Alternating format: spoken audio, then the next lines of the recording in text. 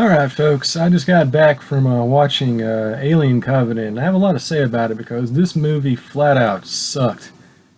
This is easily the worst movie Ridley Scott's ever done. I mean, he's made some pretty mediocre movies over the years. I mean, this guy did Hannibal, he did, Black Rain, Someone to Watch Over Me, a lot of really forgettable movies, but this one I think is probably, like, legitimately his first, like, really, really bad movie. Not only is it the worst movie in the Alien franchise, as far as I'm concerned, it's one of the worst Alien type movies of its kind. I mean, it's just as bad as ripoffs like Extra and Leviathan. Probably even worse because there's no excuse for it, because you got a good director, you got a big budget, you got a lot of quality actors, you have, way higher special effects budget, but it just comes off as just an absolute cash grab. It's totally pointless, completely redundant, no passion, no life whatsoever. It is a monumental step down for the entire franchise. And how those dorks over at RogerEbert.com gave this thing 4 stars, beyond me. This movie is terrible. In fact, it's probably the second worst movie I've seen this year behind Power Rangers. And you know I hated that one. Alright, so what did this movie do wrong? Well, a lot of things. Okay, it's a sequel, or prequel, I guess, to Alien, but it's really more of a sequel to Prometheus, except there's nobody from that movie in this one. Now, Prometheus, there's a lot of mixed emotions about it. I wasn't a huge fan of it, but I didn't really hate it either. I mean, I thought it was a pretty good standalone movie, sort of an offshoot from the Alien franchise. If you don't go into it expecting it to be part of the Alien mythos, it's actually, a fairly decent way to kill a couple hours. So it's more in tune with Prometheus than the pre-existing Alien films. Except, there's no characters. The only returning character is Michael Fassbender's robot. And they really made this one confusing because he plays a dual role. Because he plays the original character from Prometheus, and he plays like the robot captain of the ship. It's a convoluted plot. I mean, it's just really, really a headache to get through. I mean, they're trying to make some sort of statement about, the creation myth or something, but it just is so incredibly crappily put together. There's no cohesion.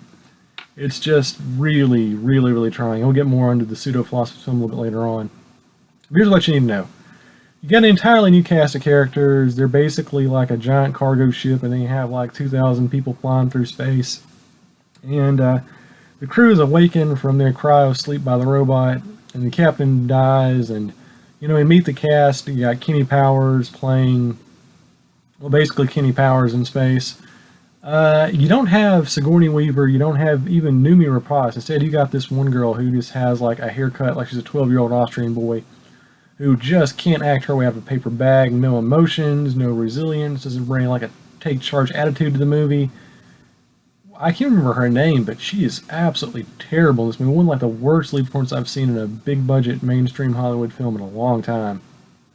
But she doesn't really do anything heroic in the movie either. She doesn't like take charge and get one of those giant, cargo loaders and fight aliens. She's just kind of there. She screams a lot. She's not even a good screamer. She can't even, do the whole Jamie Lee Curtis shtick, but there's that. And you have the rest of the crew, which basically just cannon fodder. It's a film where, they're trucking through space, and then the Michael Fassbender robot wakes them up.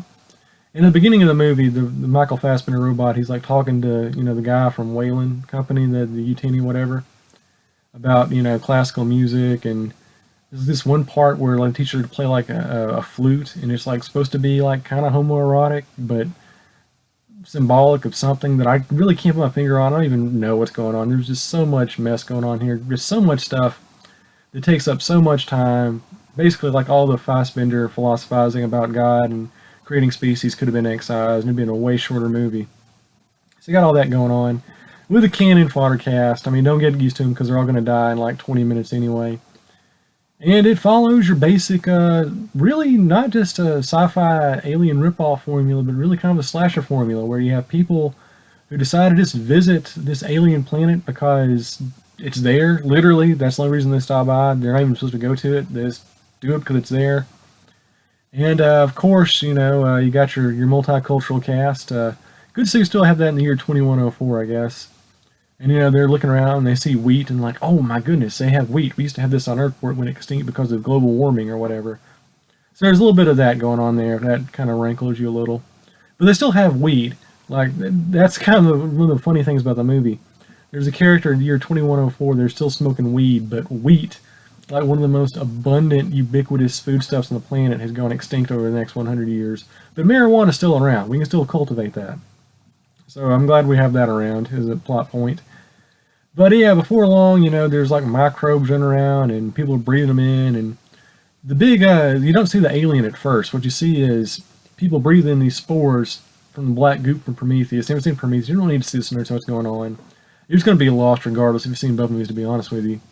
So they breathe in the spores and they get infected. And the first time you see the alien, it's like a pre-alien sort of character.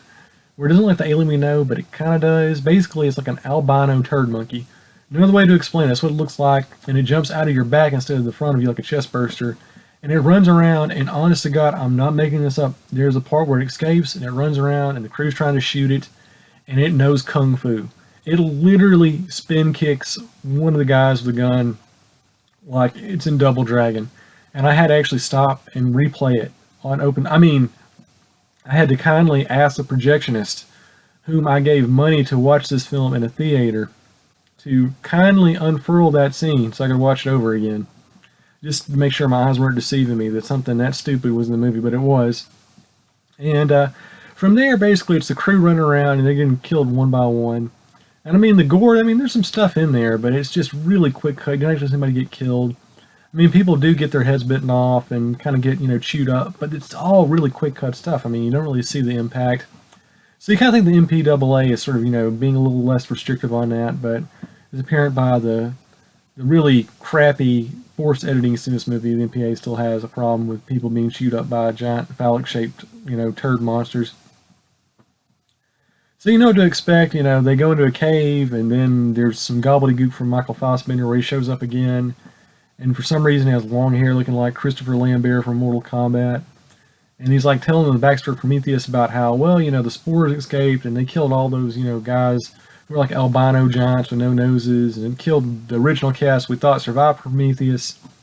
And we kind of learn along the way that, Michael Fassbender's robot character is basically playing God throughout the universe. Like he's getting, animals and messing with their DNA and putting them in new forms, and this goes back and forth, and again, like I said, it's kind of on the actual origin here of the alien species, the xenomorph, whatever. It's actually like a direct contradiction of what we saw in Prometheus, because in Prometheus, it was the squid thing and the giant white albino guy had their DNA sort of recombinated, I guess that's the proper term for it, and voila, giant, penis-headed alien monster. Well, in this one, it's different. They got the little giant albino turd monster, and there's the face hugger, and Michael Fassbender's like a face hugger taxidermist too, because why not? So he's like kind of just, implanting like these little embryos in people to see kind of what kind of monsters come out, like they're Pokemon or something, I don't know. But it really just destroys the alien mythos. You only get one like full form alien in here. And it's the usual antics, but here's the problem with this movie, and it's a huge, gigantic problem. 2 hours long, you don't even see the first alien egg until you're literally an hour and 20 minutes into the movie. That is just inexcusable. We have all this dreck about them, talking about classical music and playing a flute, and Michael Fassbender talking about God, and, the crew going back and forth about, religion, and everything is dark so you really can't see anything. And I think the alien is total CGI, and it looks awful. I can't fathom why CGI is looking so bad nowadays. You go back and you look at Terminator 2 and Jurassic Park, it still holds up, but this new stuff, in this movie, the alien literally looks like a wet trash bag just flying around. It's worse than Alien Resurrection. You thought those computer-generated aliens were bad, this is even worse, even though, we're literally 20 years in the future. So special effects are bad. The acting is really below average. The gore is there, but the edits are really god-awful and you can't see anything. And this pseudo-philosophy just goes on and on and on, and you have a denouement, which really isn't a denouement at all. You got like 20 minutes after the climax where they just like sit around and talk about stuff, and then there's the big swerve at the end where Michael Fassbender like takes over the ship and, kills the surviving crew just because he's evil and he wants to fly around the universe and implant aliens in people. So all that to say, it completely ruins the alien mythos, because now we're not seeing these things as indigenous xenomorph creatures like in the best Alien movie, which is clearly Aliens. They didn't really have a backstory. Giving it a backstory ruins the thing. You don't care. They're just like this herd of things that will kill you and kill you dead. The entire backstory of Aliens was James Cameron wanted to be like Vietnam, where the aliens were like a sort of a symbolism for the Viet Cong, right? And the space soldiers, they were representing the U.S. military. You don't have that commentary in this movie. Instead, you got all this posturing about, creation mythology and what it means to be human. And let's cut the nonsense. I think we know what's happening here. Ridley Scott is a guy who is really desperately trying to make this kind of like the Marvel Cinematic Universe. He's trying to create the Ridley universe. And since we have this new plot point where some cyborg invented Alien, eventually, and they got another Blade Runner movie coming out this year, I mean, it stands to reason they're going to try to like merge the two franchises at some point. We're going to have Blade Runner meets Alien. So I think that's really kind of the whole intent of this movie, is kind of build out that cinematic groundwork so you can have that crossover come over, and Ridley Scott will collect a whole bunch of royalties, and fans will probably eat it up anyway, regardless, because who cares? We do that. But yeah, just all in all, a really, really, really bad movie. The worst from the Alien franchise, worse than the Alien vs. Predator movies. I know that sounds like it's impossible, but it is. This movie is just an absolute, complete, and utter debacle. A train wreck of a motion picture. Clearly, Ridley Scott was just in it for the money. He knew he was going to get a big paycheck out of this one. Maybe it sets up Blade Runner versus Alien, and there's going to be even more money for him. And it's just a soulless movie. I mean, so true about Prometheus, but at least it had a little bit of heart to it. It had some life. It had an identity of its own. And it's kind of hard to believe that the same guy who made The Martian, which is a really inventive, character-driven, sci-fi movie, made this, because there's no creativity to it. There's no humor. There's no warmth. It just feels very formulaic and paint by the numbers. And it doesn't feel like Ridley Scott directed it. Anybody could have directed this movie, and I would have known the wiser. It's just that bland, that predictable, and that's crappy. No other way to put it. This movie sucks. It's a waste of time. It's a waste of money. Wait till it's on Redbox. Whatever you do not go online and stream it, because that's illegal and that's also morally wrong. But then again, if you do that, that also means that they don't get any money from you. And to be fair, you should not give people money to watch this movie. It's that bad. It's a cash grab. It's a con. It's a ruse. And I didn't like it. So that's my thoughts on Alien Covenant. It's a bunch of xenomorph poo. Thumbs down. Go watch something better. Like, I don't know, anything.